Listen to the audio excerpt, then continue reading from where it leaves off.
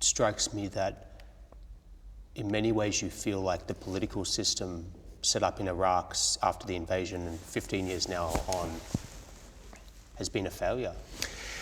Look, it is not black and white. Everything is in context. Lots of successes, but lots of setbacks, huge setbacks. The fact that ISIS was able to sweep through the country the way it has was quite a statement about the failure of our security arrangements and our political arrangements. The very fact that we have had those protests 2 weeks ago, and a lot of people got killed, is a statement about the failure and the limitations of the system. I, as a citizen, I, as president, have to acknowledge that. The fact that we have corruption rampant and schools are not being built is a statement about the failure of the system. But the very fact that you and I can be in Baghdad talking about the need for reform, the need for change, and the fact that the Iraqi press and the media and the social media is talking about this, pushing for change, activism in this country, is also about a statement of change that has happened in this country.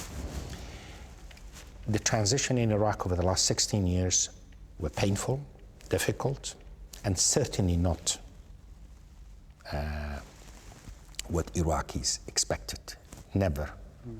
No, not near what Iraqi expectations were, and not near, to be fair also, where our American friends and European friends who have come to help us overcome Saddam Hussein. It was disappointing in many, many ways. So it's not all a failure, no. This is transition that has been tough, pained, but again, please put it in context. Put it in context of the United States. Whenever you have a terrorist incident, what happens to your society? Traumatized.